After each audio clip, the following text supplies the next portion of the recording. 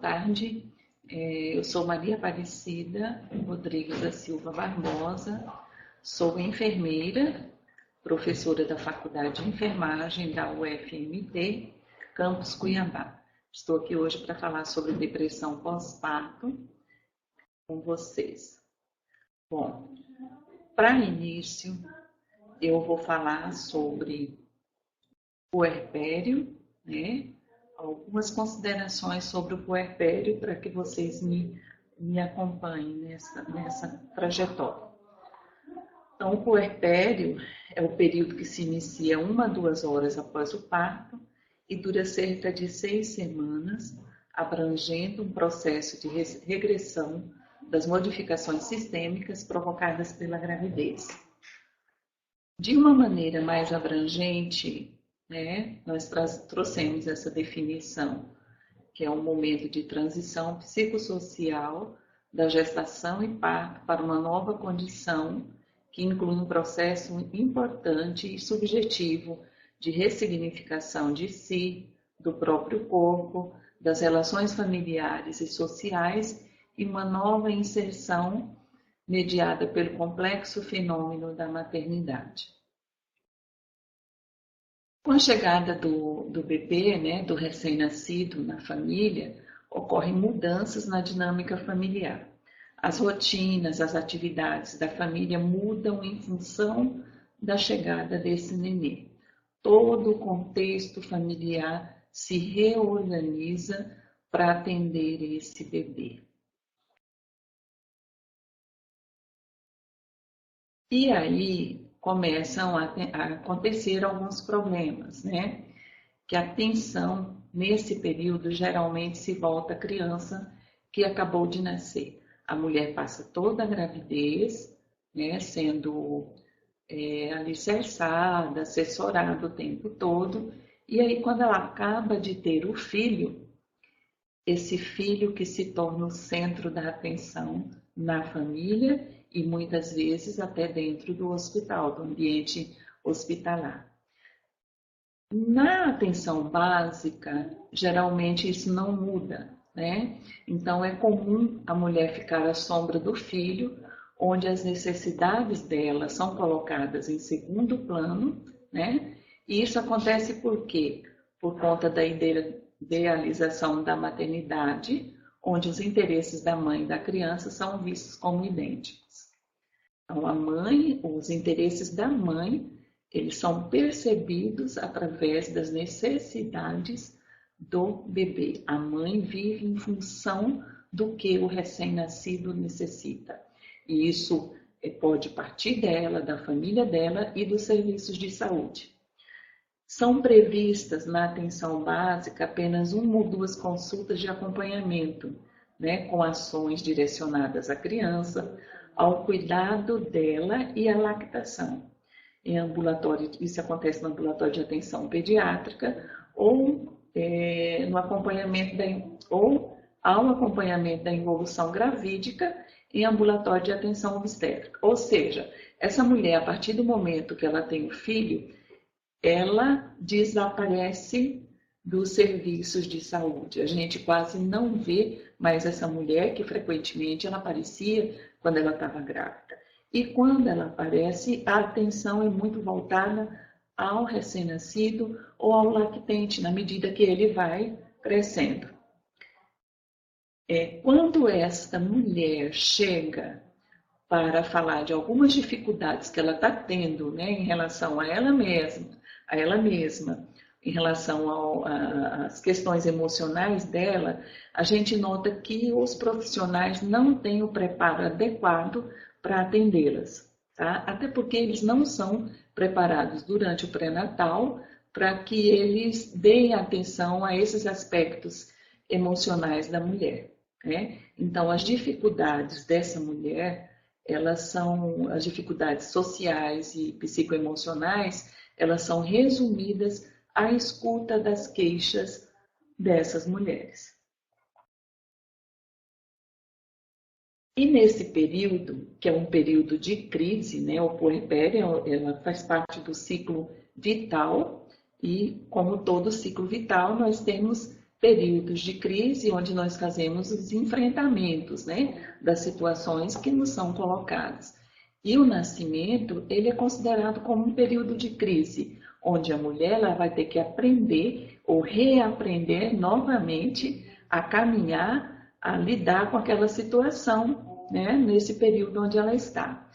E elas ficam sensíveis nesse período. E algumas se deprimem com as mudanças que acontecem em seu corpo. Essas mudanças, na maioria das vezes, são provocadas por alterações hormonais, né? As regressões gravídicas, né? Do corpo gravídico. São comuns nesse período sentimentos ambíguos de tranquilidade, confiança, felicidade, entremeados por sentimentos de insegurança, de irritação, de impaciência com o bebê e com outras pessoas do seu entorno. Isso acontece porque o ciclo gravídico puerperal é marcado por várias experiências e vivências. Muitas vezes essas vivências, essas experiências são novas para a mulher. Diante disso, podem surgir mudanças psíquicas, especialmente no pós-parto, que propiciam uma sensibilidade emocional à mulher, tornando-a predisposta ao aparecimento de transtornos emocionais e psíquicos. No puerpério, falando de transtornos emocionais e psíquicos, no puerpério podem surgir formas de sofrimento mental para a mãe, né? Algumas formas, podendo variar entre formas brandas, que seria o blues pós-parto, ou blues puerperal, até as mais graves, que é a depressão pós-parto, que é o nosso assunto de hoje, tá? Em relação ao blues, a literatura nos mostra que o blues, ele acomete a grande maioria das mulheres, tá? Muitos estudiosos associam o blues puerperal a mudanças hormonais, a queda de vários hormônios, né, típicos da gravidez, e a flutuação de outros que aparecem no puerpério. E nós vamos falar nessa tarde, quer dizer, o blues é uma forma, desculpa, o blues é uma forma mais branda de depressão, ela não é nem tanto estudada, porque é muito comum, a maioria das mulheres apresentam blues, né? Cerca de 85% das mulheres evoluem com blues, mas qual é a diferença do blues para a depressão? É que o blues, ele aparece logo nos primeiros 3 dias de nascimento do neném e ele dura mais ou menos em torno de 10 dias, tá? E ele desaparece normalmente, tá? Desaparece por ele mesmo. E a depressão não. Ela pode surgir nos primeiros dias, né? E ela pode durar até 1 ano após o nascimento daquela criança, tá? Então a diferença é essa. Mas quando a gente pega um caso de blues puerperal, aquela mulher que ficou um pouco deprimida logo depois que o neném nasceu, nós temos que olhar para aquilo com cuidado, tá? Porque às vezes embaixo, eu costumo sempre dizer, atrás daquele blues, daquela manifestação que a gente acredita ser um blues, uma reação normal, um comportamento normal, já tem uma depressão maior, uma depressão mais grave, caminhando junto, tá? E nós vamos descobrir isso só ao final dos 10 dias ou mais, tá? Então, o que é que a gente tem que estar atento nesse período?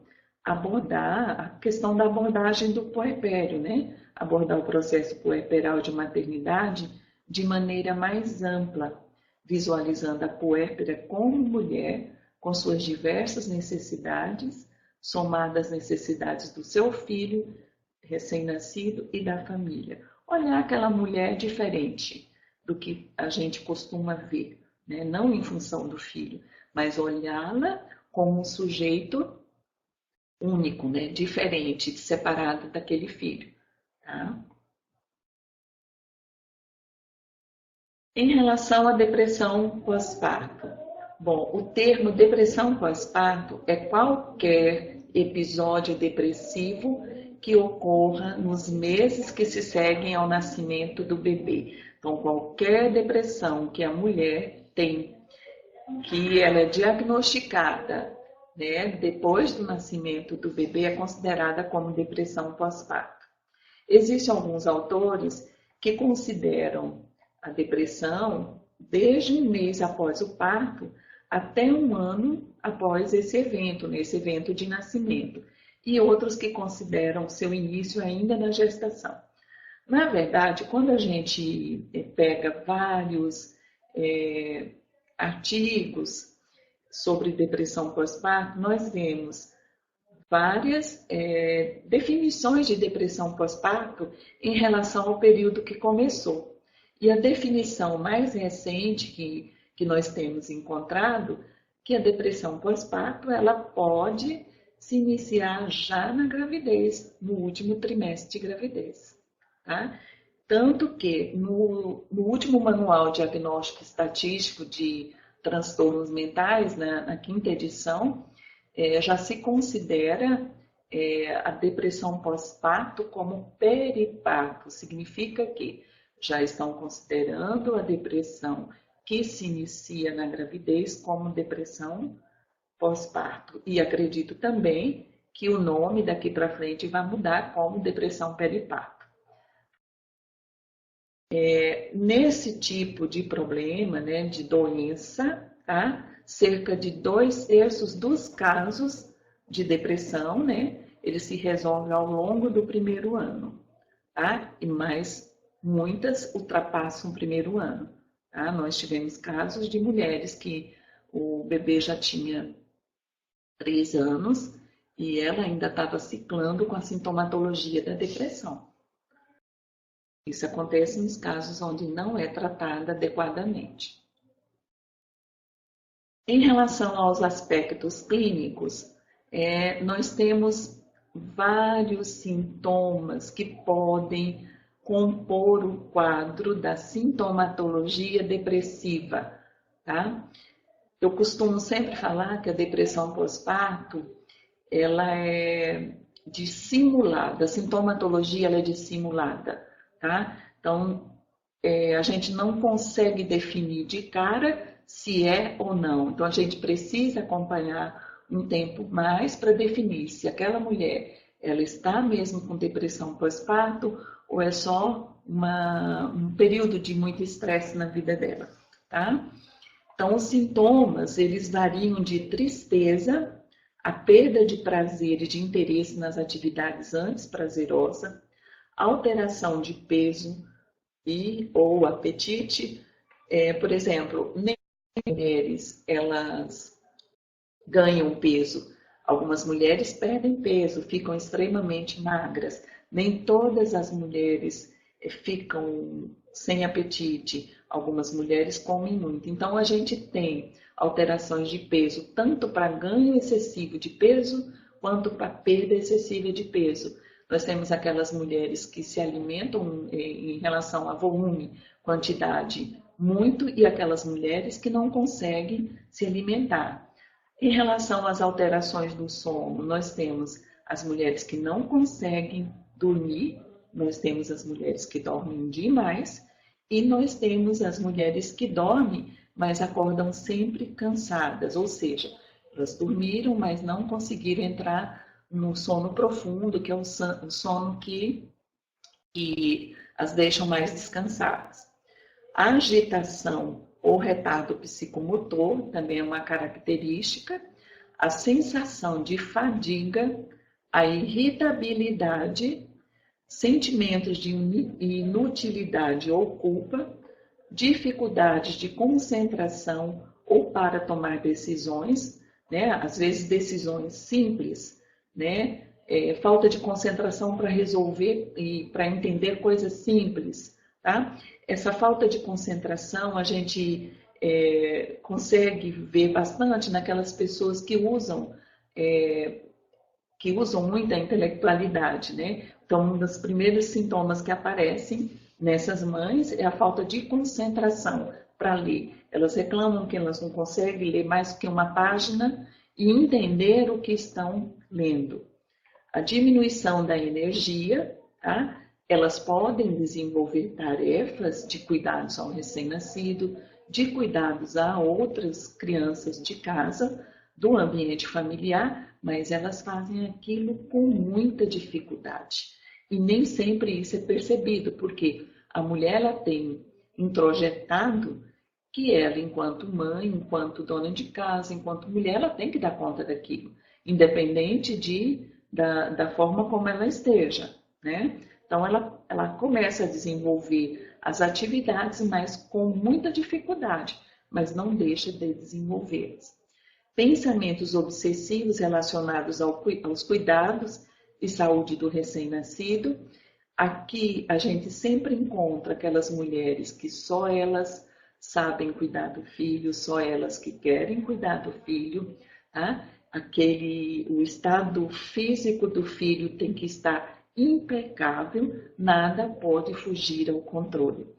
É muito diferente do que a gente costuma ver em algumas discussões, às vezes, que as pessoas acham que a mulher está com depressão quando ela não quer cuidar da criança.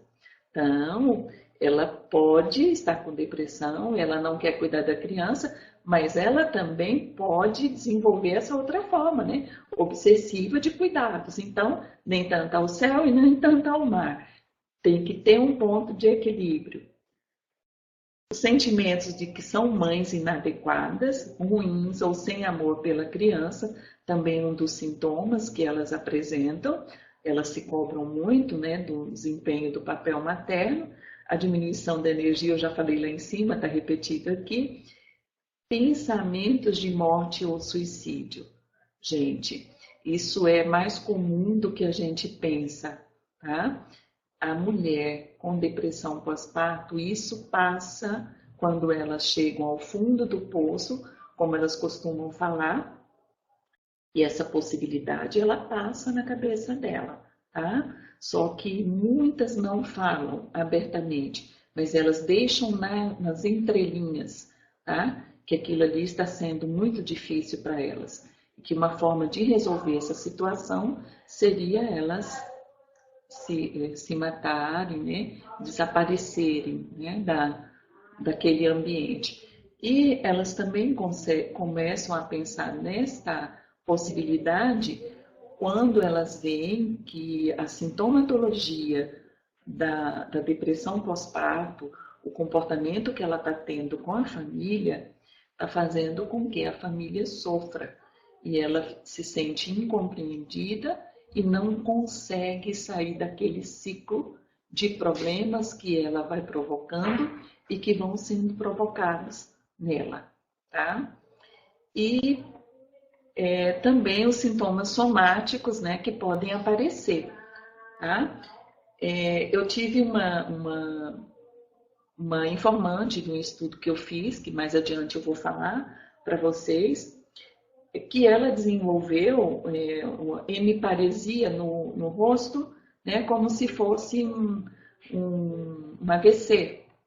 E aí ela foi no neurologista, e o neurologista, depois que avaliou essa paciente, falou para ela que ela não tinha nada relacionado à questão neurológica, que ela estava com depressão pós-parto. Tá? Então, são formas de somatização que a gente também tem que estar alerta para isso. Bom, eu falei de toda aquela sintomatologia para vocês, né? Quais seriam os sintomas iniciais? O sintoma inicial, tá? Um dos principais sintomas iniciais é a desarmonia na interação mãe-filho, tá? A gente percebe isso algumas vezes dentro do hospital e nós ficamos alerta com aquilo. É um dos primeiros sintomas da depressão pós-parto. E às vezes ele começa a se manifestar ainda quando essa mulher está internada. Esse caso aqui, vocês podem olhar que o nenenzinho ele está com um olho bem arregalado para a mãe, né? E essa mulher, ela, uma senhora de 32 anos, e teve o filho em nosso hospital, e ela teve muita dificuldade para se tornar mãe. E o interessante é que ela era uma pessoa que toda a vida foi babá e cuidou do filho, de filhos, né, de outras mulheres muito bem. E ela não aceitava que ela não desse conta de cuidar do filho dela. E o que, que nós fomos percebendo? Né? Quando ela retornou para o acompanhamento ambulatorial, no ambulatório de amamentação, nós fomos percebendo que o neném, toda vez que ele era colocado de encontro ao corpo dela, ele não relaxava, ele ficava mais agitado, e ela também. E ela ficava desesperada porque ela não conseguia conchegar esse neném. Então, o que, que aconteceu com essa mulher? Ela estava com a sintomatologia inicial de depressão e teve um prejuízo na amamentação. Como que nós nos comportamos em relação a ela? Nós começamos a resolver os problemas que eram apresentados, né? Por exemplo, ela começou a apresentar problema na amamentação, a gente foi junto com ela, fizemos visitas, né? Eu e um grupo de alunos do sexto semestre fizeram visitas a essa mulher e foram trabalhando essa questão da maternidade, né? A amamentação, até que esse bebê conseguiu pegar normalmente, tem uma pega muito bem feita, mas mesmo assim ele ainda ficava assustadinho nesse dia que a gente tirou essa fotografia. Então, esse problema foi um processo de interação que foi prejudicada logo no início da maternidade dessa mulher, né? Logo no início do puerpério. E ela também desenvolveu a depressão pós-parto, mas de uma forma mais moderada. Assim que nós resolvemos o problema da amamentação, ela já começou a ficar mais tranquila em relação ao bebê e à maternidade. Tá? Isso aqui é só para exemplificar um processo de desarmonia e como que a gente atuou. Tivemos a sorte que, resolvendo o problema na amamentação, parece que ela ficou mais tranquila, mas nem sempre acontece isso, tá? Em relação à prevalência da depressão pós-parto, né, nós temos hoje em vários estudos uma grande variação nas taxas de prevalência. Isso é observado em diversos países e até mesmo em um só país. A gente pega estudos mostrando a prevalência de 12%, 15%, 20%, até 39% aqui no Brasil. Tá? Então, quando a gente vai examinar esses estudos, nós percebemos que eles não usaram os mesmos instrumentos para diagnóstico, para rastreio de depressão pós-parto. Tá? Então, assim, e a população que eles utilizaram foram populações diferentes, tá? Por exemplo, pegaram mulheres que estavam no segundo mês pós-parto, no primeiro mês pós-parto, e compararam com mulheres que estavam no sexto mês pós-parto, né? Ou não dividiram por período de dias em que essas mulheres estavam para fazer esses rastreios. E isso dá diferença. Tá? A literatura tem mostrado que em torno do segundo mês pós-parto, que a sintomatologia da depressão ela se torna mais exuberante, tá? Do que nos outros meses. Então, esta prevalência aqui, ela não equivale a um trabalho que tenha usado o mesmo instrumento. Talvez, se a gente entrar em um consenso, né, de usar o mesmo instrumento para avaliar a prevalência, a gente chegue a dados mais fidedignos em relação à depressão pós-parto. Tá? E a depressão pós-parto, ela tem se tornado um problema de saúde pública. E é por isso que uma das prioridades do Ministério da Saúde do Brasil tem sido incentivo às pesquisas relacionadas à saúde mental das mulheres no ciclo gravídico puerperal. Então, cada vez mais as mulheres têm tido depressão pós-parto, e isso tem se tornado motivo de preocupação a nível de Ministério da Saúde. Quais são as causas, né? Alguns autores, eles colocam como a flutuação de substâncias próprias do ciclo gravídico puerperal, como a queda brusca da progesterona logo após o nascimento da criança, do estrogênio e o desbloqueio da prolactina e ocitocina. E também a queda significativa de corticosteroides, que estiveram altos durante o trabalho de parto. Então, seriam as causas biológicas, né? Hoje nós sabemos que a gente não pode trabalhar com uma causa única, né? Atribuir uma única causa para a depressão. Mais adiante vocês vão entender por quê. E também, né, outra causa seria as questões emocionais e as questões sociais, tá? É nesse período que aparecem muitos estressores na vida da mulher, como mudanças de papéis, assunção de novas responsabilidades e alterações na rotina da família. Dentre essas alterações, a mudança no ritmo do sono, ele tem um papel relevante como causa e efeito da depressão pós-parto, tá? Mas os autores também, eles são unânimes em falar que os fatores de risco mais consistentes, ou seja, mais importantes, são a depressão antes do parto e episódios passados de depressão, ou seja, depressão lá na gravidez e episódios anteriores à depressão pós-parto, tá? Ou seja, aquela pessoa que já teve depressão em outra fase da vida, que não seja na gravidez, ela tem propensão, quando ela chegar no puerpério, de desenvolver a forma de depressão chamada de depressão pós-parto, tá? Que na verdade não se diferencia em termos de sintomatologia das depressões experimentadas pela pessoa em outras fases da vida, tá? Elas são muito parecidas em termos de sintomatologia. Só que no pós-parto, o agravante é que a mulher, ela tem um filho para dar conta, né? Ela tem um filho para cuidar.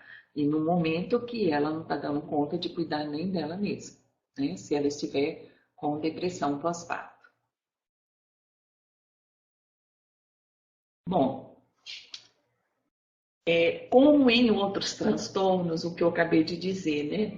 A depressão pós-parto não tem uma causa única envolvida, tá? Uma única causa só. As causas são biopsicossociais. E essas causas, né, esse modelo biopsicossocial é o que melhor explica a etiologia da depressão pós-parto.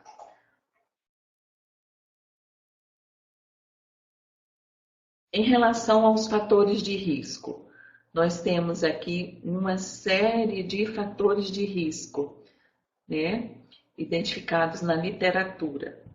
São histórico de depressão antes da gravidez, depressão ou ansiedade durante a gravidez, história familiar de depressão, ou seja, aquela pessoa que, mesmo que ela não tenha depressão, mas ela tem uma mãe, uma irmã, uma tia, um pai que tem depressão, ela tem possibilidades de desenvolver a depressão no pós-parto.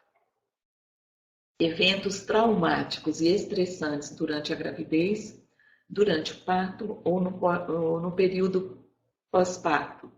Complicações obstétricas, parto prematuro, baixos níveis de apoio social, discórdia conjugal, história de abuso sexual, abuso físico ou abuso emocional, relação conflituosa com a mãe, gravidez não desejada, baixa autoestima materna, fatores culturais, baixa renda, paridade elevada, ou seja, aquela multípara, ela também tem a multiparidade, né, como um fator de risco, a violência praticada pelo parceiro, a infertilidade, a ameaça de aborto, diabetes mellitus gestacional, cardiopatias e mães adolescentes. Tá? Todos esses fatores são fatores de risco. Tá? Isso não significa que a mulher tem que ter tudo isso, tá? Mas 2 ou 3 fatores ela já se torna propensa ao desenvolvimento da depressão. E, além dos fatores de risco, nós temos fatores protetores, né, que protegem a mãe da depressão pós-parto, que seria o otimismo, a elevada autoestima, a boa relação conjugal, o suporte social adequado, ou seja, aquela mulher que tem o filho, que tem a mãe, a irmã, os outros filhos que a apoiam, né, que a protegem de desgastes emocionais e físicos, né? Preparação física e psicológica para as mudanças advindas da maternidade, né? Nesse ponto aí eu acho que quando a gente tem filho, a gente tem que perguntar, eu quero um filho ou eu quero ser mãe, né? Porque ser mãe é muito diferente do que ter um filho, né? Ter um filho todo mundo tem, mas ser mãe, a gente tem que ter uma capacidade de renúncia, de sacrifícios e de disponibilidade para aquele momento, né? Que é criar um filho. E nós temos também a gravidez planejada e desejada, que é um dos fatores que protegem a mulher da depressão pós-parto. A depressão, ele é um problema que é estigmatizado em vários segmentos sociais. Por quê? Os símbolos construídos socialmente que determinam o que é ser uma boa mãe faz com que a mulher silencie e recrimine seus sentimentos e não se perceba como alguém que necessita de ajuda.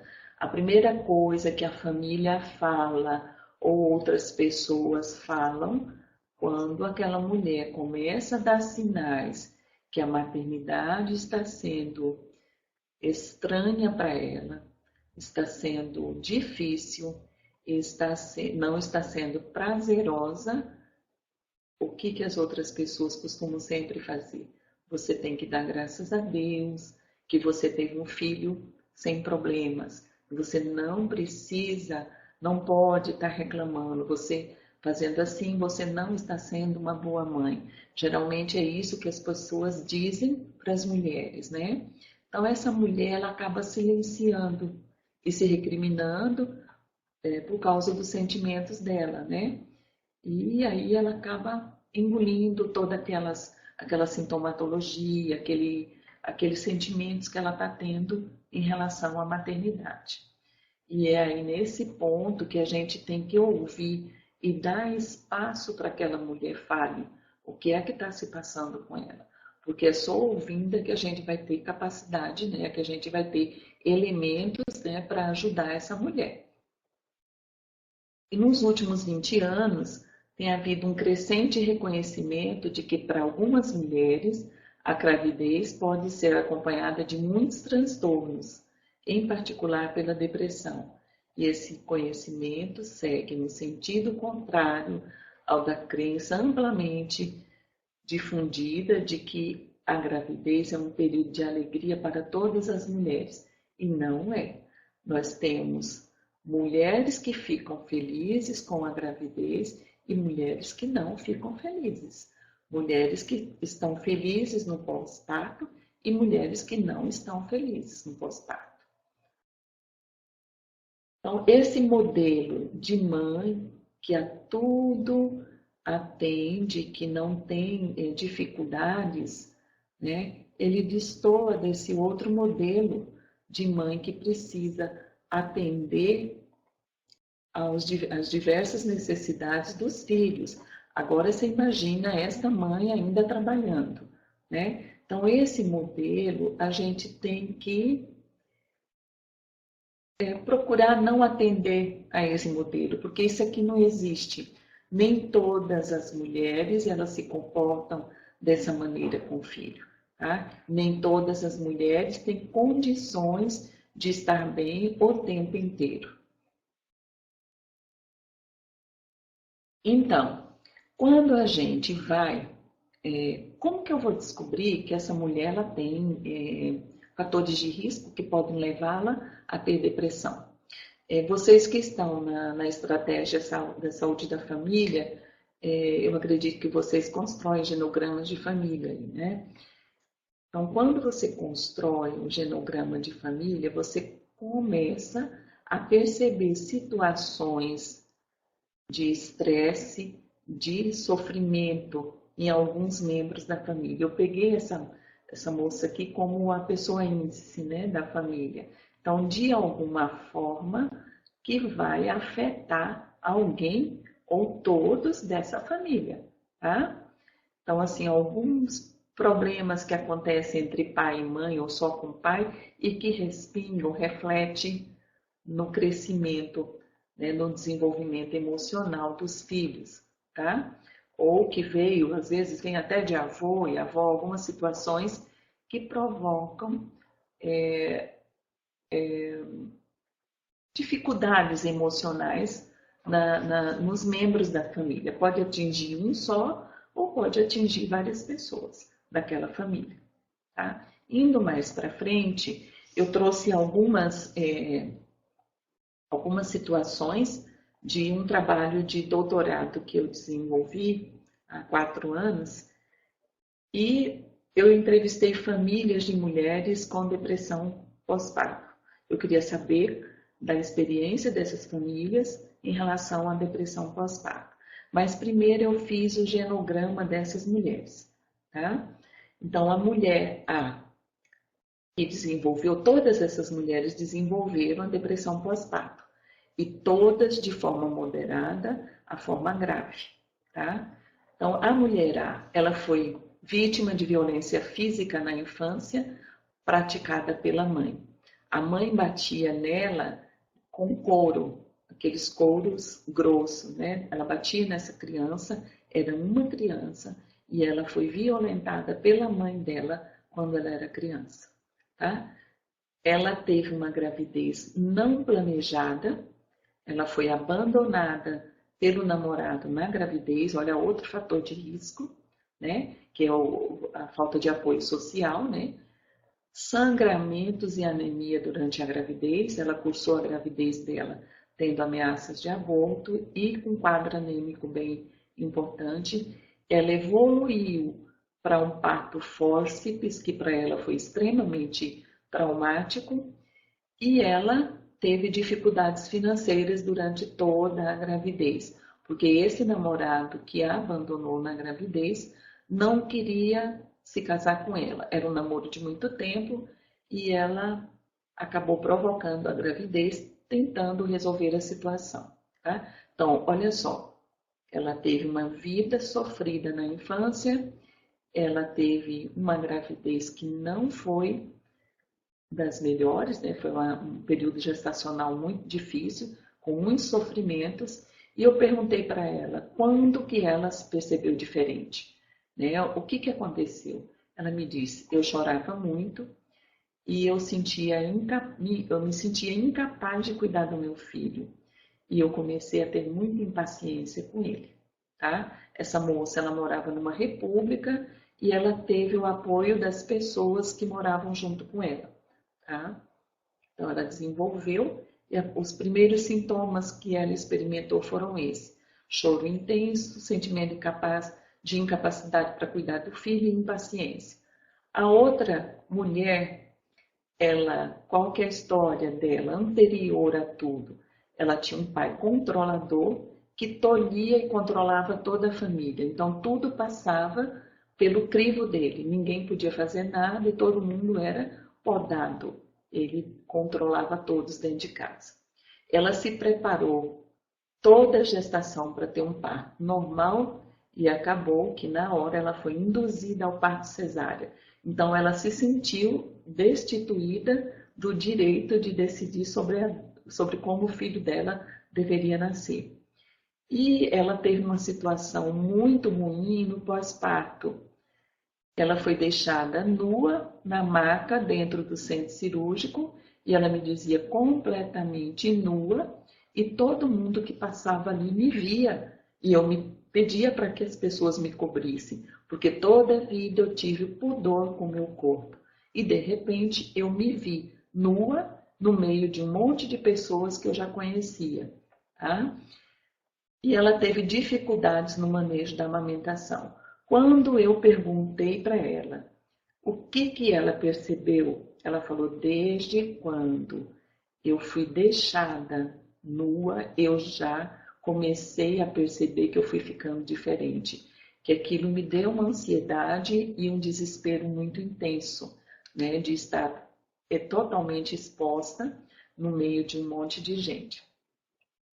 Então, ela começou com choro e com ansiedade nos cuidados do filho. Aqui eu chamo atenção, né, para a forma como as equipes tratam as pessoas, né? Nós não conhecemos as mulheres, nós não conhecemos as pessoas com as quais a gente está convivendo naquele momento, dentro da sala de parto, no centro cirúrgico, na enfermaria de alojamento conjunto.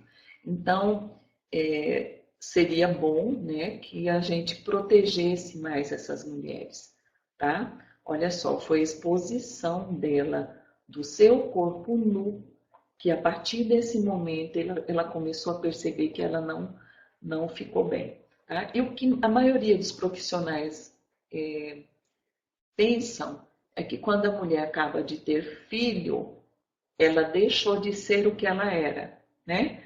Ela deixou de ser aquela profissional, aquela mulher que tinha sonhos, que tinha uma profissão, que tinha outras identidades.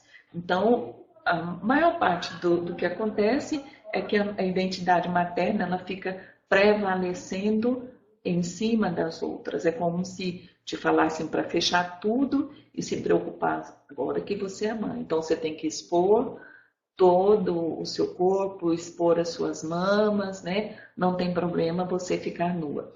Mas lembrar que tem mulheres que têm pudor com o seu corpo. Então a gente tem que tomar cuidado em relação a isso, tá? A próxima, eu estou denominando aqui em cima, não sei se vocês estão vendo, mulher A, mulher B, mulher C. O pai, ela tinha um pai alcoólatra, ela tinha instabilidade familiar, a mãe teve diversos casamentos, né? E ela convivendo nessa família que se formava e depois se desfazia. Aí se formava novamente e depois se desfazia. O recém-nascido dela, eu me esqueci de colocar aqui para essa mulher, é que ela perambulou nos serviços de saúde até encontrar um hospital que a atendesse aqui em Cuiabá, tá? Então ela foi em 3 maternidades, na terceira que ela conseguiu se internar para poder ter o filho dela. O recém-nascido dela teve fratura de clavícula assim que nasceu, mas ela foi embora para casa e não ficou sabendo disso. E esse bebê chorou, conforme a história dela, 30 dias, todos os dias ele chorava. E ela aguentando aquele choro sem entender de onde que vinha aquele choro. Quando ela chegou no pediatra com 30 dias, é que ele falou que ela teve fratura de clavícula, já tinha formado calo ósseo, né, no neném. Ela teve desentendimentos com a mãe no pós-parto imediato, ou seja, a mãe foi cuidar dela e na verdade já tinha uma relação meio tumultuada aqui, né? A mãe veio cuidar dela e acabaram se desentendendo dentro do hospital. E a mãe deixou a filha, né? Abandonou essa mulher no hospital e foi embora. E ela ficou sozinha. E quando ela chegou em casa, ela começou a se desentender com a sogra e com o marido, mas ela já estava com todo esse cansaço, né, de ter perambulado atrás de uma maternidade. Como esse menino continuou chorando, ou seja, uma situação que foi provocando estresse, dificuldade para dormir, né, cansaço, ela começou com tristeza intensa e também irritabilidade, tá? Ela falou, eu me percebi diferente quando eu comecei com isso. A outra mulher, ela teve o pai na adolescência detido por várias vezes por narcotráfico, tinha um irmão alcoólatra e uma mãe com depressão, tá? Depressão crônica. Esse pai fez com que ela passasse toda a adolescência com vergonha do pai por ele ter escolhido esse caminho, tá? Na gravidez, ela desejava um parto normal, mas ela foi induzida ao parto cesárea. Ela teve dificuldades no manejo da amamentação e essa dificuldade foi exacerbada por abordagem inadequada ainda na maternidade, tá?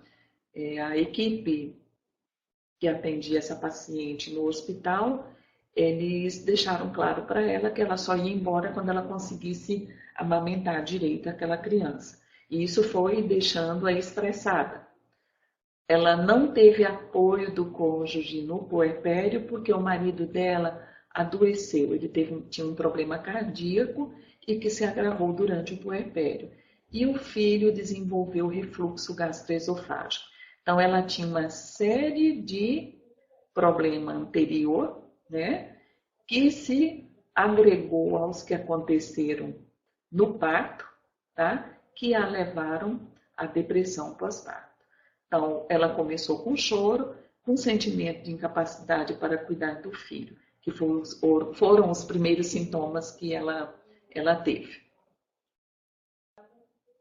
A mulher ela tinha problemas relacionais com a mãe, desenvolveu diabetes gestacional e hipertensão na gravidez, ou seja, doenças que a deixaram estressadas e vulneráveis, né? Ela experimentou a solidão no cuidado com o filho, porque o marido e toda a família a deixavam sozinha, e ela começou com choro frequente e intenso, estado de alerta o tempo inteiro, né, em relação aos cuidados do filho, com agressividade e irritabilidade constante com todas as pessoas que a cercavam. A mulher F, ela tinha uma mãe alcoólatra e com vários casamentos também, né? Ela viu o tempo inteiro essa família se formar e se desfazer, se formava e se desfazia.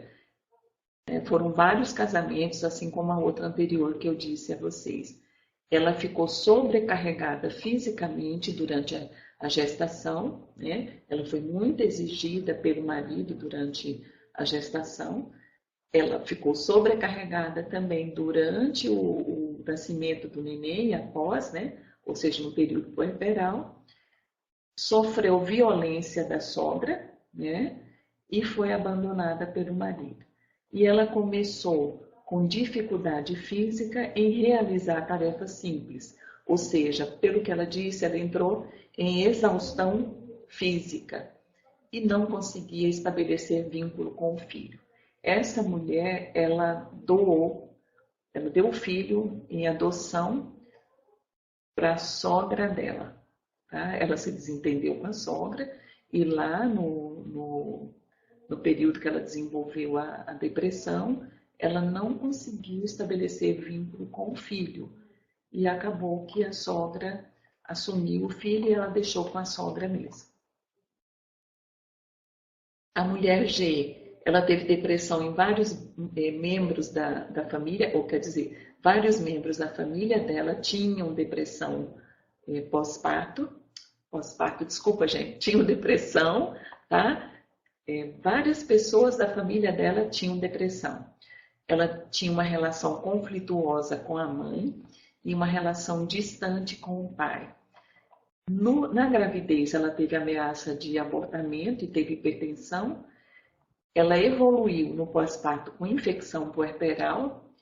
Ela não conseguiu manejar a amamentação, ela teve muitas dificuldades. Ela desenvolveu mastite, ela sentia solidão nos cuidados do filho, o filho evoluiu com refluxo gastroesofágico e o marido foi diagnosticado com diabetes durante o período em que ela esteve com depressão. Tá? Como começou? Ela percebeu que começou quando ela começou com choro, que a depressão começou quando ela começou com choro, com irritabilidade e intensa e com o choro do neném. Tá? Vocês devem ter percebido até aqui que tem um número aí bem significativo de homens que adoeceram durante o período em que a mulher esteve com depressão pós-parto. Tá? Na literatura tem surgido ultimamente casos de depressão do homem no pós-parto da mulher, tá? Mas não se sabe até hoje se essa relação ela começa com a depressão do homem ou se começa com a depressão da mulher.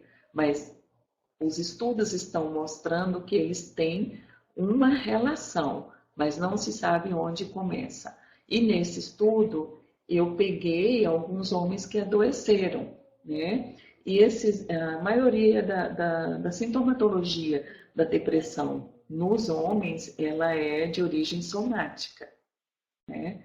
Então, a literatura traz isso, né? Que eles têm um componente somático que parece ser depressão ali se manifestando, tá?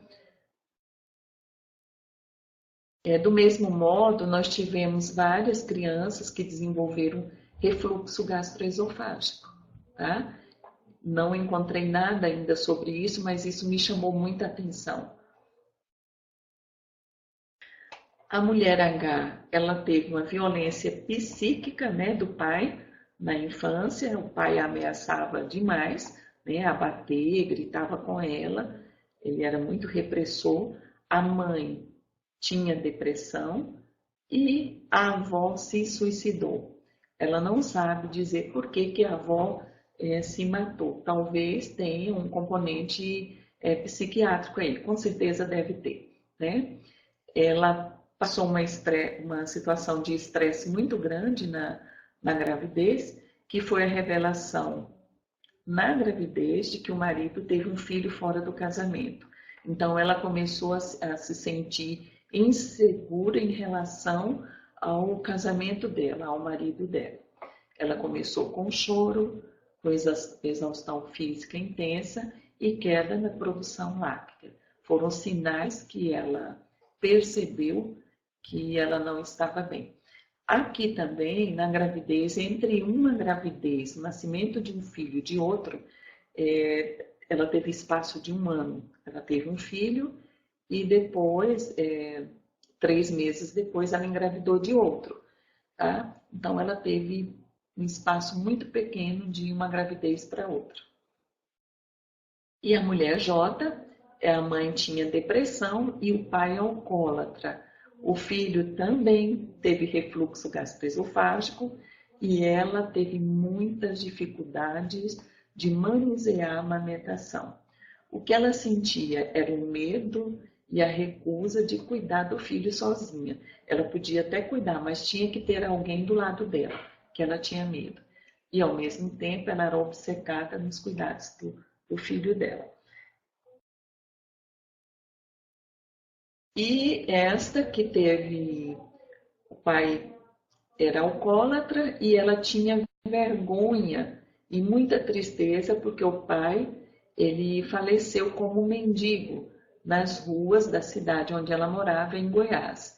Então ela passou uma adolescência, uma infância e uma adolescência sofrendo por conta da situação de alcoolismo no pai e de violência, né, que ele chegava embriagado e ele batia em todo mundo, inclusive na mãe.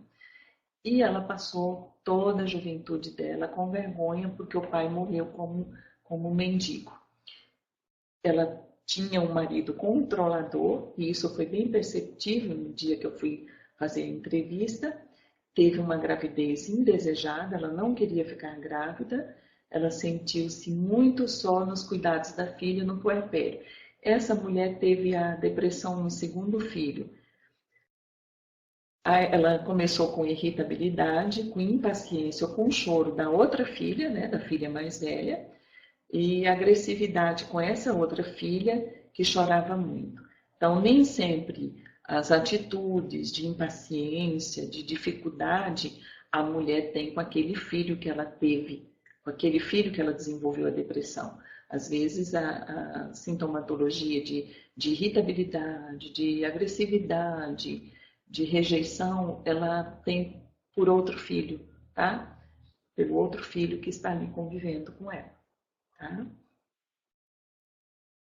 E aí, eu tô aqui já, né? Até eu fiquei impaciente com esse monte de informações que eu fui colocando para vocês.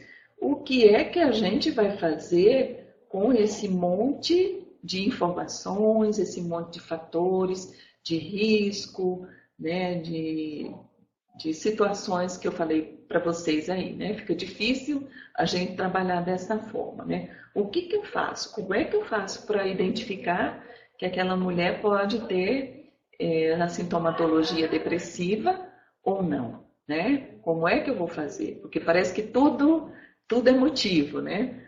Então, aí nós temos um instrumento que se chama a escala de depressão pós-parto de Edimburgo, tá? Na verdade, a gente tem diversos instrumentos de diagnóstico e de rastreio da depressão pós-parto.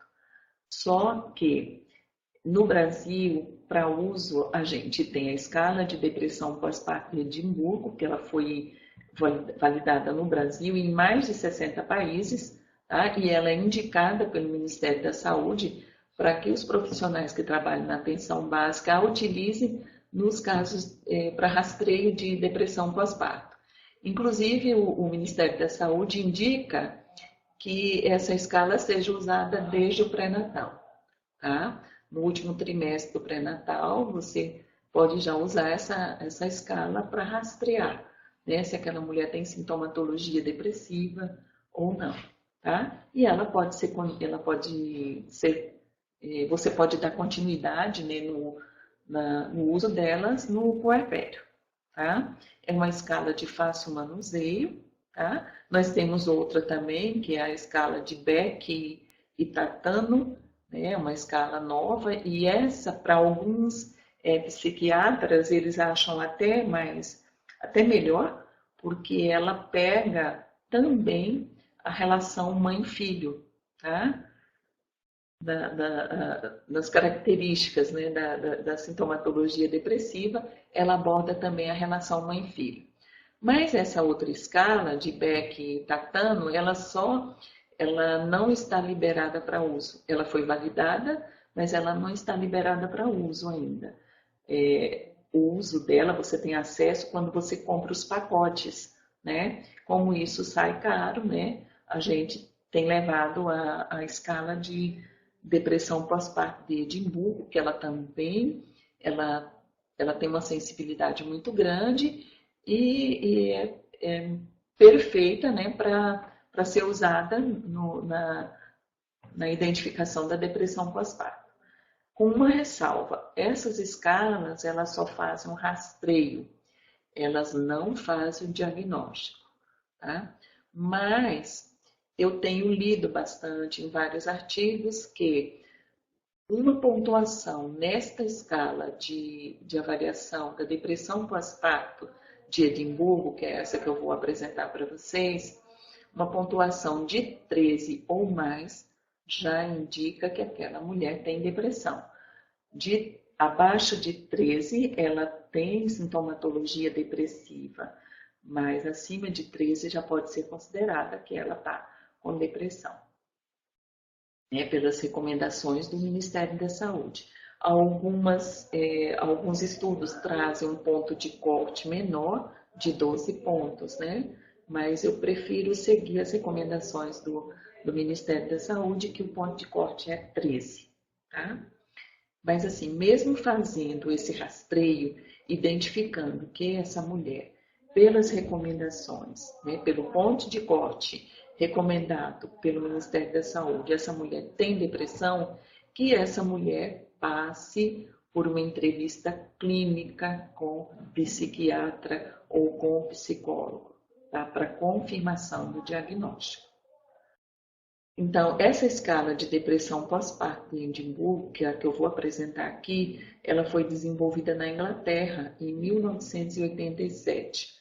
Esse instrumento ele foi validado e adaptado em diversos países, entre eles o Brasil. Tem caráter autoavaliativo, ou seja, você dá a escala para a mulher e ela vai ler todas as questões, são 10 questões, com 4 itens cada uma, e ela vai ler e vai marcar com X ou vai responder sim ou não, tá?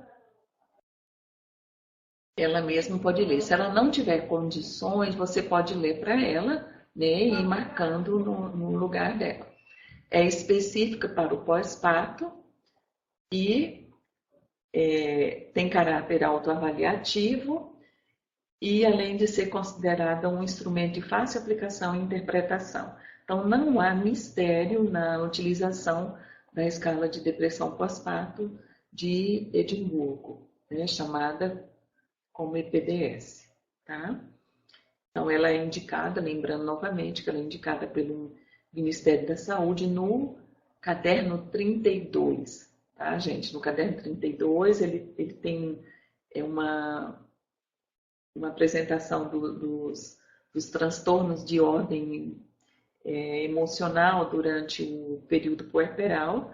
Dentro desses transtornos, eles falam de depressão e indicam essa escala para que o pessoal da atenção básica, atenção hospitalar, trabalhe com ela, tá? Então, essa escala ela é composta de 10 questões, contendo 4 subitens cada. Tá? As questões 1 e 2 elas estão relacionadas aos sintomas depressivos. As questões 3, 4 e 5 indicam fatores para o desenvolvimento de ansiedade. E as questões 6, 7, 8, 9 e 10 indicam tanto sintomas depressivos quanto sintomas de ansiedade. As respostas pontuam 0, 1, 2 e 3, com score máximo de 30 pontos. A pontuação maior ou igual a 13 indica que a mulher tem depressão e necessita ser submetida à avaliação clínica para a conduta. Isso está lá no caderno 32, que foi publicado em 2012. Tá? Aqui a escala. Quando a gente vai aplicar essa escala, em cima, na parte superior, tem essa leitura, né? Tem essa frase que a gente lê para as mulheres, né? Você teve um bebê há pouco tempo e gostaríamos de saber como você está se sentindo nos últimos 7 dias e não apenas hoje. Por esse motivo, gostaríamos que nos respondesse esse questionário, marcando um X na resposta que mais se refere à maneira como você tem se sentido. Aí tem as perguntas, né? Eu tenho sido capaz de rir e achar graça das coisas. Aí tem como eu sempre fiz, não tanto quanto antes, sem dúvida menos que antes, de jeito nenhum. A pontuação aqui, ó, é 0, 1, 2 e 3. Vocês estão vendo que quanto mais sintomatologia depressiva, mais pontuação ela ganha, tá? Então, eu sinto prazer quando penso no que está por acontecer no meu dia a dia. Aí ela, como sempre senti, é 0. Talvez menos que antes, é 1. Com certeza menos, 2. De jeito nenhum, 3. Eu tenho me culpado sem necessidade quando as coisas saem erradas. Aí ela vai, sim, na maioria das vezes, sim, algumas vezes, não, muitas vezes, não, nenhuma vez. Aqui já inverte. Aqui vai 3 de pontuação, aqui 2, aqui 1 e aqui 0, tá? E assim por diante, tá? Aí eu tenho me sentido ansiosa ou preocupada sem uma boa razão. eu tenho me sentido assustada ou em pânico sem um bom motivo, eu tenho me sentido esmagada pelas tarefas e acontecimentos do meu dia a dia, eu tenho me sentido tão infeliz que tenho dificuldades para dormir. Então, são todas comportamentos e sintomatologia da depressão pós-parto que foram colocadas nesses instrumentos depois de um estudo, né, cuidadoso para avaliação e rastreio da depressão pós-parto na mulher. Eu tenho me sentido triste ou arrasada, e ela vai respondendo, né, em onde que ela se encaixa. Eu tenho me sentido tão infeliz que eu tenho chorado, e a ideia de fazer mal a mim mesma passou por minha cabeça. Isso aqui se refere aos pensamentos em se fazer mal e também ao suicídio, tá? Então, fazer mal compreende automutilação ou pensamentos de se matar, tá? Então, cada resposta ela tem uma pontuação. Embaixo, no rodapé da escala, ela tem a pontuação de cada um dessas questões, de cada uma dessas respostas. Elas não vêm aqui, até para não induzir a mulher, tá? Então, no rodapé da escala, né, que vocês podem baixar via internet, ela está lá, tá? É só vocês digitarem escala de rastreio de depressão pós-parto de Edimburgo, ela vai aparecer. No rodapé tem a pontuação de cada um desses subitens aqui, tá? É uma escala que nos ajuda bastante, né? Que nos tranquiliza também, né? Na lida com a mulher, tá? Em relação ao tratamento da depressão pós-parto, são possibilidades de tratamento. Os grupos de apoio, que seriam grupos de mulheres, você pode incluir famílias, né? As mulheres e suas famílias, mulheres e cônjuges. Aliás, eles se sentem muito sozinhos na lida com essas mulheres que desenvolvem depressão. Eles precisam da nossa atenção porque eles são considerados como arrimo, como esteio de família, inclusive esteio emocional. E se eles não estiverem bem, né, muita coisa também dentro da família pode não ficar bem, tá? Nós temos também a psicoterapia individual ou grupal, a farmacoterapia em casos de depressão grave, tá? Ou seria o uso de medicamentos, tá? A avaliação médica ou avaliação de psicóloga vai definir se entra com a medicação ou não, tá? Outras intervenções, né, intervenções psicossociais e psicológicas, como a prestação de acolhimento intensivos, as visitas no pós-parto em casa por profissionais indicados, ou apoio por telefone, psicoterapia interpessoal, podem reduzir significativamente o número de mulheres que desenvolvem a depressão pós-parto quando realizadas na gestação. Ou seja, quando essa mulher está lá na gestação, que eu aplico essa escala nela, eu já percebo que aquela mulher está vindo com uma sintomatologia depressiva e que está me indicando que ela tem possibilidade de entrar em franca depressão, eu já posso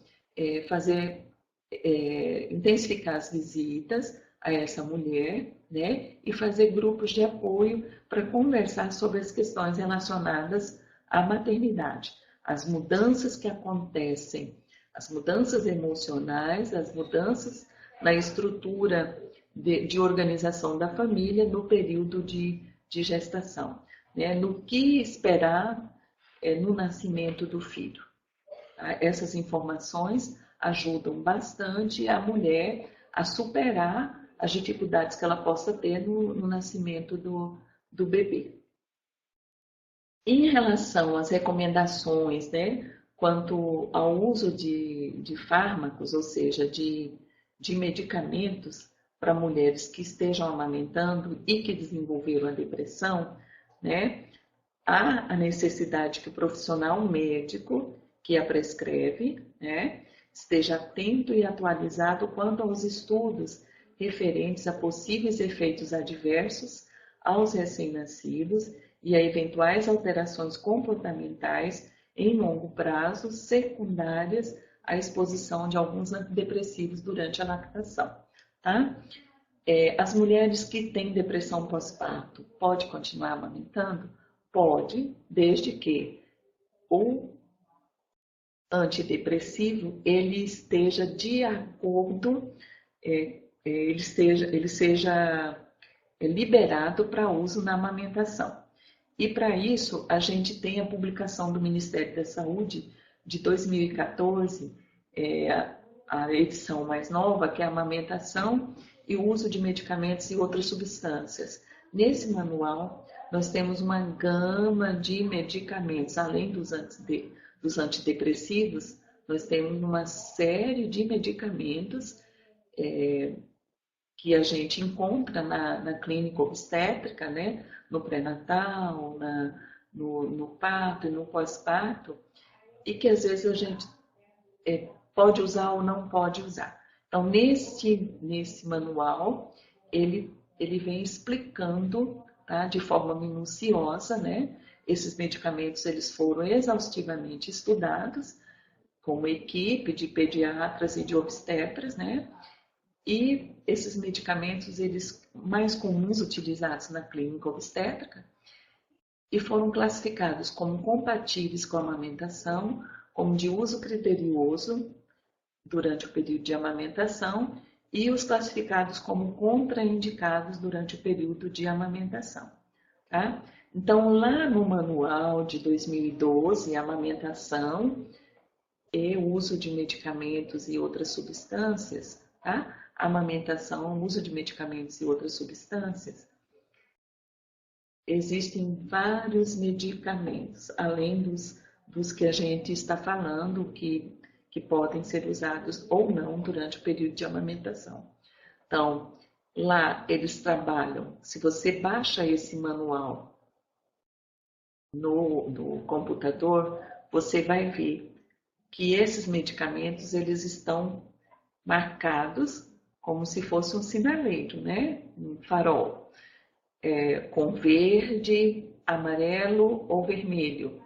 O verde é de uso compatível com a amamentação, né? Quando esses medicamentos são potencialmente seguros durante a lactação, pois ele não tem relatos de efeitos farmacológicos, né, significativos ao lactente. Então, esses medicamentos que estão marcados lá com verde, eles podem ser usados sem problema durante o período que a mulher está amamentando.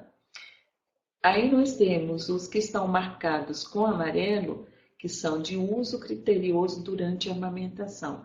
São medicamentos que o uso deles no período da lactação depende da avaliação médica, né, tanto obstétrica como do pediatra, dos riscos e dos benefícios, e do psiquiatra também, já que a gente está falando de medicamentos antidepressivos, né? Então, o psiquiatra ele vai avaliar se o benefício para a mulher vai ser maior do que o risco para a criança, então ele vai continuar com aquele medicamento, lógico, com acompanhamento do pediatra. E quando utilizados, esses medicamentos exigem monitorização clínica ou laboratorial do lactente, devendo ser utilizados durante o menor tempo e na menor dose possível. Nessa categoria encontram-se novos medicamentos cuja segurança durante a amamentação ainda não foi documentada. Então, nós temos alguns medicamentos lá que não foram estudados ainda. Então, eles entram nessa classe aqui, ó, de uso criterioso, que não tem nada ainda indicando que aquele medicamento não traz efeitos colaterais nocivos para o recém-nascido. Tá? E nós temos alguns medicamentos que são contraindicados durante a amamentação. E nessa categoria de medicamentos compreende as drogas que exigem a interrupção da amamentação.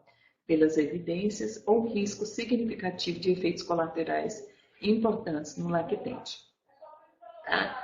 Quando o psiquiatra ou clínico ele vai prescrever um antidepressivo para a mulher, né?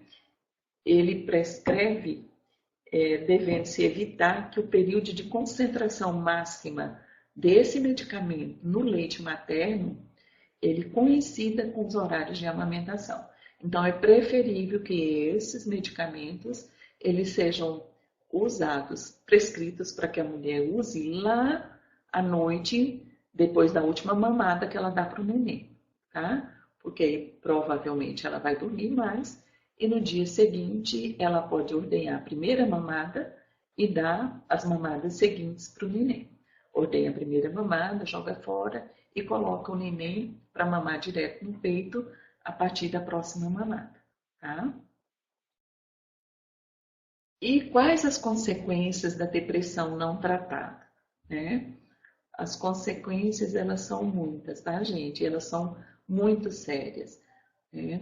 Uma vez que a mulher exibe um quadro de depressão, ela tem que ser tratada, tá? Ela tem que ser encaminhada para um grupo de psicoterapia, para um grupo de autoajuda, para um psiquiatra, né? No caso, no PSF, é o clínico que está lá atendendo, pode atender essa criança, e depois se ele, essa criança não, essa mulher, e depois se ele achar necessidade, encaminhar essa mulher para o psiquiatra, tá? Uma vez identificada a depressão, ela não pode deixar de ser tratada, seja com psicoterapia, com grupos de autoajuda, ela não pode ser deixada solta no sistema de saúde. É uma mulher que você tem que acompanhar de perto, tá? Fazer visitas toda semana, e é uma mulher também que você tem que manter contato com os membros da família que convivem com ela, tá? Não é uma mulher que você pode mandar para casa e depois daqui 15 dias eu volto lá para saber como está. É uma mulher que toda semana você vai ter que ter notícia dela, tá? E você vai ter que avaliar. A depressão é uma coisa muito séria, tá? Para a mãe, o episódio pode ser o precursor de depressão recorrente crônica, quando não tratada, com todos os agravantes relacionados a essa condição, como o suicídio. Então, aquela mulher que teve depressão pós-parto, se ela não tratar a depressão pós-parto naquele período e deixar, ela vai se cronificando e ela vai passar muito tempo da vida dela tendo episódios recorrentes de depressão, tá? Que iniciou lá no pós-parto, tá? Iniciou como depressão pós-parto, mas não foi tratado. Então, ela vai ter esses episódios recorrentes de depressão por muito tempo da vida dela. E para os filhos, uma depressão contínua da mãe pode contribuir de forma significativa para problemas futuros de ordem emocional, ordem comportamental, cognitivo e interpessoal. As mães deprimidas, elas são menos carinhosas e responsivas às necessidades infantis. Elas são mais distraídas e menos centradas na criança. Elas são mais irritadas, são mais impacientes e hostis nessa relação, né? Na relação mãe-filho. E têm pouca confiança na sua capacidade de ser mãe. Esses comportamentos podem ter um impacto negativo sobre a criança e ela pode evoluir com apego inseguro, atraso no desenvolvimento cognitivo e motor, problemas de comportamento, retraimento e ansiedade. Tá? São todas consequências de uma depressão pós-parto não tratada, que aí ela se cronifica e a mulher fica uma vida quase que inteira tendo episódios depressivos, tá? E a criança ali convivendo com aquela mãe com depressão. Ela vai ter problemas de ordem psicoemocional e de desenvolvimento na vida dela. E eu gostaria de passar uma experiência, né, da depressão pós-parto no contexto da família. né? Aqui também chamar a atenção que quando a mulher tem depressão pós-parto, toda a família ela é afetada. Toda a família que convive com aquela mulher na mesma casa é afetada pela depressão da mãe, da mulher. E afeta a depressão dela, tá? E nós vamos ver isso a seguir, como que isso acontece, tá? Então, a família, ela é a melhor referência na identificação de diferenças no comportamento da mulher, mesmo sem ter conhecimento da depressão, tá? A família é aquela que percebe mais rapidamente que aquela mulher, ela não está bem, que ela não está, como elas sempre dizem, né, no, no normal dela, tá? Então, a família percebe que aquela pessoa ali, ela está tendo comportamentos estranhos, tá? Mas ela não consegue identificar que aquilo ali seja depressão, tá? Elas só vão conseguir identificar quando elas começam a buscar informações fora do contexto familiar, ou na internet, ou através de profissionais que possam responder a elas, tá?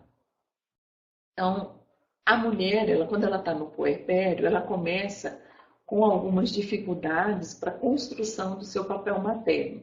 Isso acontece logo nos primeiros dias do pós-parto. Ela se depara com a sua própria inabilidade em manusear a amamentação, que é um dos maiores problemas no puerpério, é o manuseio da amamentação e a questão da habilidade para lidar com o choro da criança, para entender o choro da criança. São os problemas que mais aparecem, tá? Que são mais evidentes. Então, a mãe ela fica aflita com os problemas que vão surgindo no dia a dia, né? Relacionados à queda da produção láctea, aos ferimentos mamilares que aparecem, o ganho de peso insuficiente do recém-nascido. E diante desses acontecimentos, ela vai experimentando diversos caminhos para resolver o problema alimentar do filho, isso junto com a família. Quando ela começa a resolver o problema alimentar do filho, em relação à dificuldade de amamentar, ela já entra em confronto com a capacidade de maternar. Tá? Ela já começa a se achar incompetente em relação a um dos principais papéis que é da maternidade, que é amamentar o filho. Tá?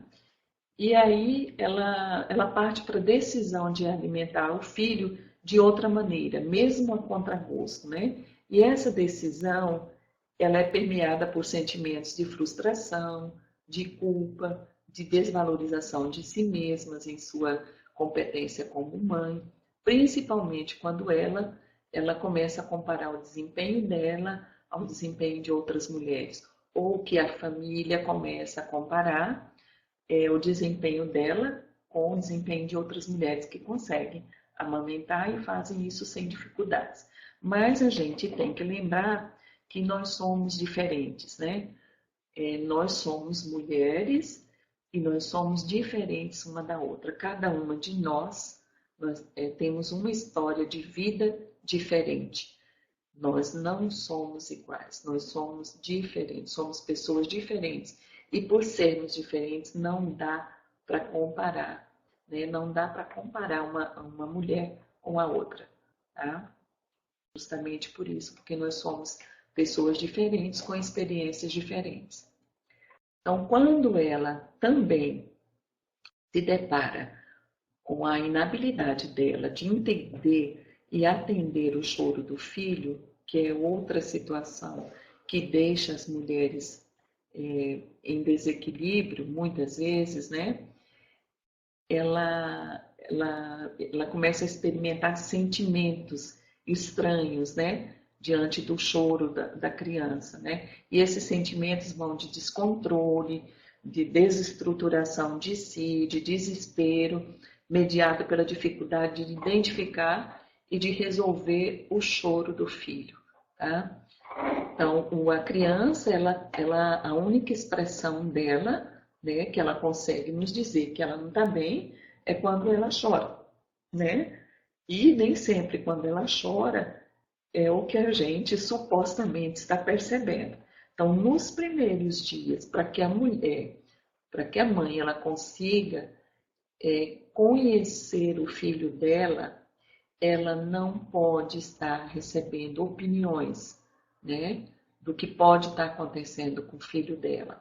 Ela tem que, através desse contato que ela tem com o filho, ela ir descobrindo o que é que esse filho tem, o que significa aquele choro, tá? Com um mês de convivência, ela já sabe exatamente o tipo de choro que ele usa para comunicar o que ele quer ser atendido, tá? Mas para que isso chegue a esse ponto, elas têm que ter o mínimo de interferência possível.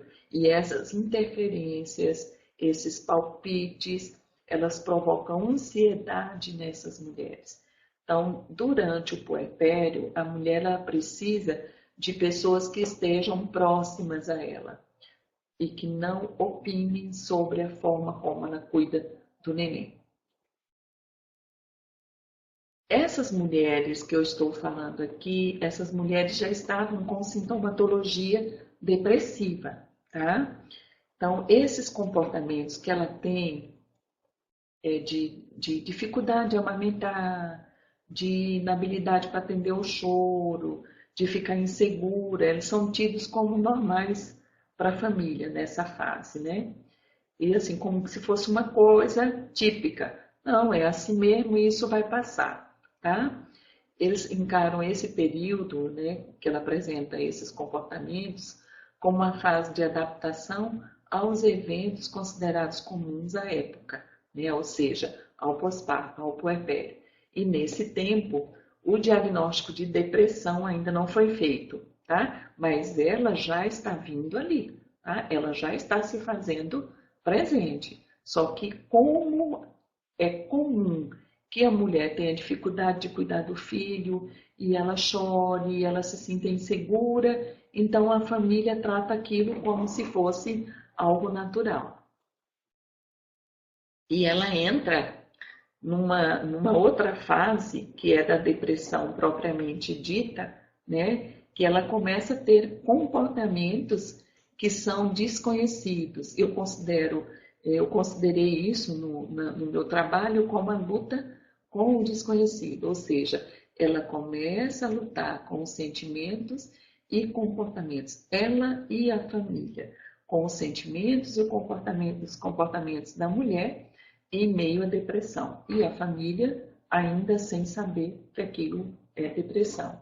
Então, a mulher tem um comportamento de cuidar excessivamente do filho, na execução excessiva desses cuidados que ela faz ao filho, ela é observada pelos familiares, especialmente pelas mulheres da família, que a alerta sobre suas atitudes e suas repercussões no futuro, além de considerar esses cuidados excessivos e desnecessários. E aí, com o decorrer do tempo, ela vai se percebendo consumida por esses cuidados e começa a ver que a vida dela toda e o olhar dela está totalmente voltado para o filho, né? E ela tenta algumas estratégias de sair um pouco daquilo ali. Ela percebe que está estranha, mas ela não consegue sair daquilo, tá? Apesar de tentar. Mas a família, quando ela percebe que essa mulher ela está muito excessiva nos cuidados com o filho, ela começa a controlar esse comportamento, né? E a rejeitar também, quando ela se excede nos cuidados. Ou seja, quando ela não quer cuidar também, né? Porque tem os dois lados, quando ela quer cuidar muito ou quando ela não quer cuidar de forma alguma, que ela foge de alguma maneira daqueles cuidados, tá? Então, a família, em especial as mulheres da família, elas têm os símbolos de maternidade. Todas as famílias têm um modelo de mãe a seguir, tá? Todas as famílias. Então, elas tentam colocar aquela mulher que saiu, que está no puerpério, que acabou de ter filho, independente dela estar bem ou não, para seguir aquele modelo, né, aquele símbolo de maternidade que foi construído por aquela família. E aí é que os problemas começam a acontecer, porque nem sempre a mulher ela tem aqueles símbolos como o que ela tem para seguir, ou importante para ela, tá? Outro comportamento que pode acontecer na depressão é a rejeição ao filho, tá? E ela pode ciclar nessa coisa de cuidar muito do filho e de outros momentos ela não querer cuidar do filho. Que a depressão pós-parto, ela não tem uma linha, tá? Que a mulher segue o tempo todo, uma única direção. Ela tem esses altos e baixos, tá? Esses comportamentos que ora é uma coisa, ora é outra, tá? E isso ela vai durante todo o período em que ela está com depressão, tá? Então, uma hora ela quer cuidar do filho e outra hora ela não quer cuidar do filho.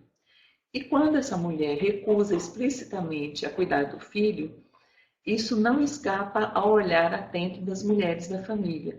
Esse olhar, ora compreende quando percebe a falta de condição física da mulher e ora ela recrimina quando a mulher exterioriza sua rejeição através de atitudes grosseiras com a criança, né? Por exemplo, ela grita com a criança ou ela dá um tapa, a família vai proteger aquela criança e vai recriminar a mulher com aquele comportamento, tá? Com aquele comportamento típico da depressão pós-parto, mas que a família não consegue entender ainda o que está se passando, tá? Quando essa mulher expressa o desejo de se libertar e distanciar do filho, né? Às vezes ela chega numa situação que ela não está conseguindo lidar com os sentimentos dela em relação à criança. Então, ela começa a querer se distanciar daquilo, né, para proteger a criança. A família vai atrás e traz novamente essa mulher a assumir o comportamento, a função materna, né? A família não deixa com que ela se distancie da criança. E muitas vezes esse distanciamento seria melhor para ela se recompor emocionalmente e voltar em melhores condições para dar conta da função materna, né?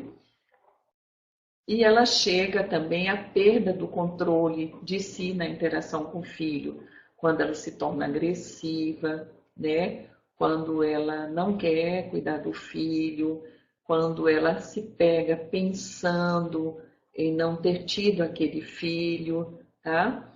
E quando ela se percebe agressiva com o filho, ela procura outras estratégias para proteger aquele filho, né? Então, uma das estratégias é manter o marido mais dentro de casa com ela, com o retorno do trabalho em um momento posterior, né? Para que seja uma companhia, para que ajude e a proteja, e proteja o filho dela das reações dela.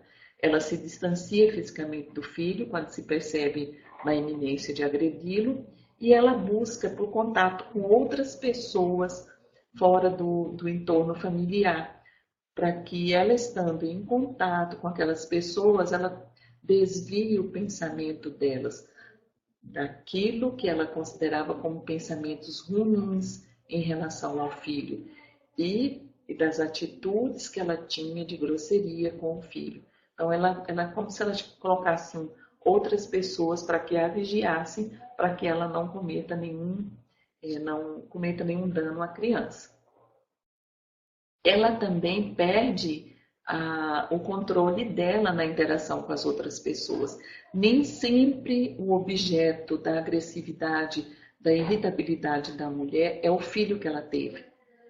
É o marido também, é o filho mais velho, é a sogra, é a mãe que está ali, são as pessoas que estão no entorno dela, tá?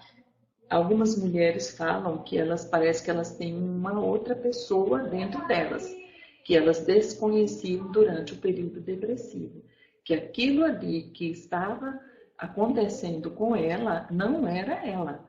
Tamanha é a sintomatologia, né, o comportamento que essas mulheres assumem, tão diferentes do que elas eram antes. E aí esses comportamentos, dessas mulheres, eles vão provocando afastamentos e silenciamentos no contexto familiar. E o que a família faz? A família ela vai se silenciando e vai se afastando daquelas situações e vai só observando, né? E aí é o momento que ela começa a se sentir só, porque as pessoas pararam de falar, as pessoas pararam de interferir nas reações dela com a criança, nas reações dela com o marido e com outras pessoas. As pessoas vão se calando, porque elas vão vendo também que a partir que todas as vezes que elas interferem, parece que aquilo vai ficando pior, tá? E aí elas vão se calando. E nessa situação, né, de silenciamento, ela começa a se sentir só, né? Ela começa a passar por um processo de solidão intensa, mais do que ela sentia antes, né?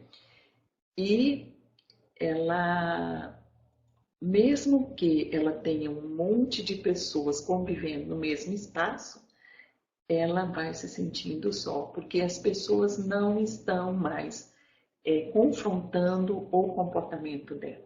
E a família só confronta porque não sabe o que ela tem. Que aquilo que está acontecendo com ela é a depressão, que é uma doença, tá?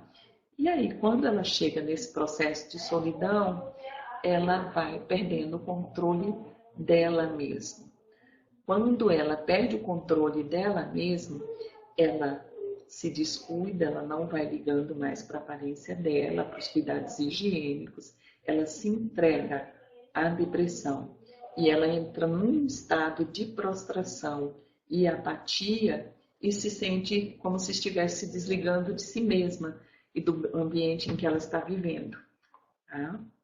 Aí ela passa por uma outra fase, que é a fase de pensar em se matar, tá? A fase que ela pensa como uma das possibilidades de libertação daquele problema que vem já há alguns dias, ela não consegue entender o que está acontecendo, a família também não consegue entender e ela percebe que o comportamento dela, as reações dela estão prejudicando o funcionamento familiar, tá? E ela não consegue ter controle daquilo, tá? E a cada dia que passa, ela começa a entrar em um processo de sofrimento intenso. Então, a saída para ela, ou ela busca ajuda, ou ela se mata, tá?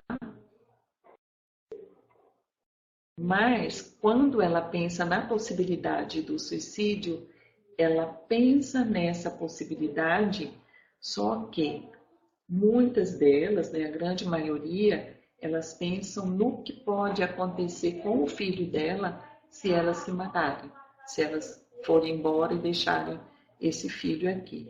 E também a religião, a espiritualidade é um fator que as acompanha, né? Que elas se agarram, né?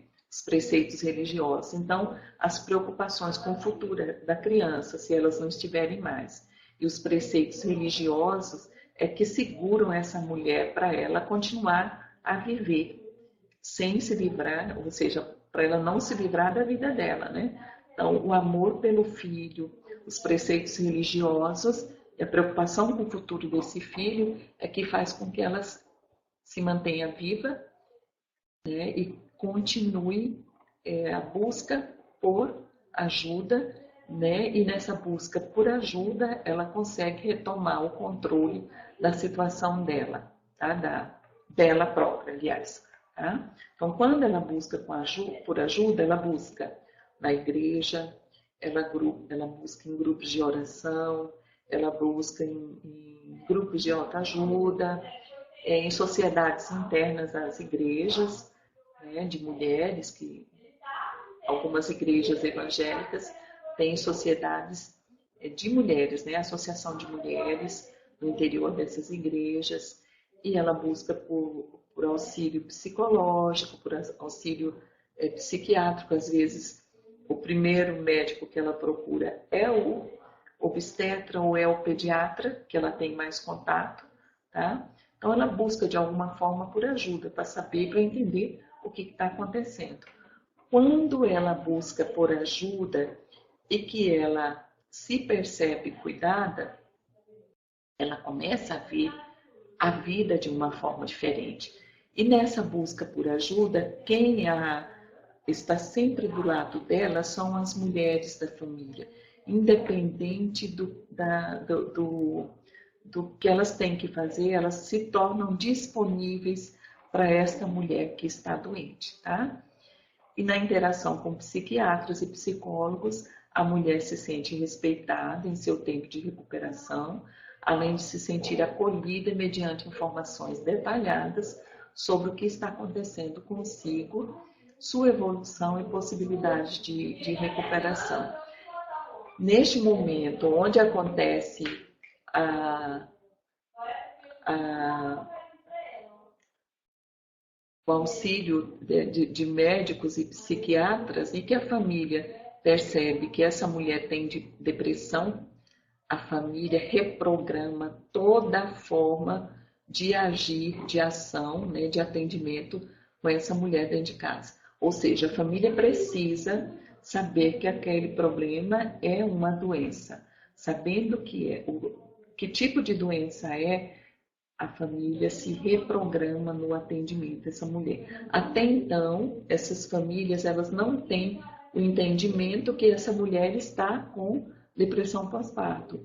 Então, é por isso também que as relações elas vão ficando mais tensas dentre os membros familiares, vão ficando mais tensas o tempo inteiro, e essa tensão ela vai só aumentando. Mas a partir do momento que a família é informada do que está acontecendo, eles reprogramam todo o funcionamento deles em torno dessa mulher para que ela se restabeleça totalmente. No entanto, gente, como a depressão ela é uma doença que ela afeta muito a própria mulher que desenvolve a doença e afeta a família de maneira total, principalmente os membros que estão convivendo mais próximos com a mulher, em especial os filhos, tá? E o marido, né? Quando ela está bem, né? Quando ela começa a se recuperar, ela começa a ter sentimentos de culpa, ela começa a se culpar por tudo que ela fez quando ela estava doente, tá? Para vocês terem ideia, até os pensamentos que ela teve durante o processo depressivo, até com os pensamentos que ela teve, ela se sente culpada, tá? Às vezes, pensamentos ruins que ela teve em relação ao filho, mas que ela não executou, ela se sente culpada em relação a isso, tá? E aí ela passa por esse período que ela está se tratando e volta para o normal dela, ou para o quase normal. E nessa forma ela tenta uma nova forma de caminhar, né? De construir uma maternidade, uma boa maternidade, diferente daquela que estava em curso e que ela reprova e rejeita, apesar dela não ter tido controle total, tá? Então, ela teve o tempo todo nesse processo depressivo, ela ficou consciente o tempo inteiro do que ela estava fazendo, mas ela não tinha controle de si o tempo todo. Então, essas mulheres, por elas ficarem o tempo todo conscientes do que fizeram, elas cursam o resto, né, um bom tempo da vida delas, sentindo culpa pelas atitudes que elas tiveram com os filhos, principalmente com os filhos, tá? E essa culpa ela vai para o resto da vida, né? Quando você pergunta para ela o que foi, né, a depressão na vida delas, elas respondem mostrando que foi algo que passou na vida delas e que mudou tudo, ou seja, desestruturou toda a vida delas, né? E a sensação para elas é que algo muito forte passou, provocando a desorganização do modo como funcionava as coisas de sua vida, impondo-lhe um novo funcionamento e no qual ela não conseguia se situar e ter o controle. Ou seja, algumas falam que foi um furacão que passou na vida delas e outras falam que foi uma tromba d'água que passou e que levou tudo que ela tinha construído em relação à maternidade. Tá? Então, é só um diagrama aqui mostrando essa experiência, né, da depressão pós-parto para as mulheres e para a família. Né? Elas têm como fatores de risco acontecimentos anteriores à gravidez, acontecimentos durante a gravidez e o parto, elas entram no puerpério, experimentam dificuldades na construção do papel materno e isso se soma, tá? Se soma, como é um momento de crise, né, o puerpério, o nascimento do filho, e aí ela vai vivendo coisas desconhecidas, ou seja, situações e sentimentos, comportamentos que ela não entende, que ela tem, a família também percebe, né? Luta com esse desconhecido, né? Com esse comportamento desconhecido. Então, a mulher, ela pode perder o controle de si na interação com o filho, pode cuidar excessivamente do filho, ela perde o controle de si na interação com outras pessoas, ela rejeita o filho, ela se sente só, ela perde o controle de si mesma. É como se ela estivesse indo cada vez mais para o fundo do poço. Quando ela chega aqui, ela vê que ela precisa de ajuda, tá? E aí ela busca ajuda e começa a retomar o controle da vida dela, tá? Mas essa retomada de controle, ela vem com sentimento de culpa por tudo que aconteceu aqui quando ela estava lutando com essa desconhecida que era a depressão pós-parto. E para terminar,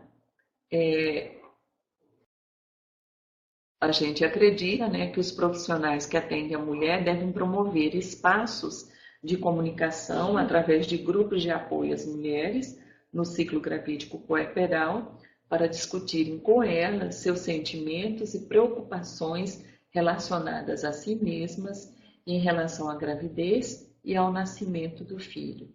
A esses profissionais cabe também instrumentalizar as mulheres e suas famílias com informações que lhes proporcionem conhecimento e entendimento da depressão pós-parto, de como ela se manifesta, bem como sobre sua potencialidade em afetar negativamente as relações familiares.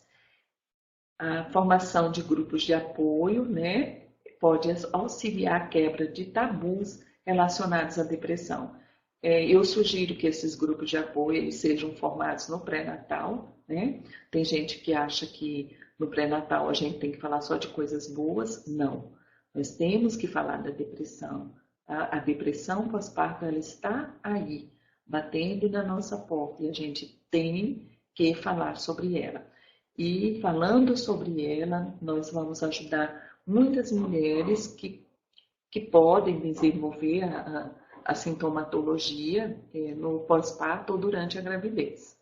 É necessário que os serviços de saúde apoiem melhor as famílias e os cônjuges, considerando que esses são os mais afetados pelo evento, instrumentalizando-os de maneira a terem condições de identificar e saber onde buscar ajuda, bem como informações sobre terapias que podem aliviar os sofrimentos experimentados na lida com a mulher. Ou seja, os maridos, né, os companheiros, eles têm que ser instruídos também sobre essas possibilidades, sobre a possibilidade da depressão.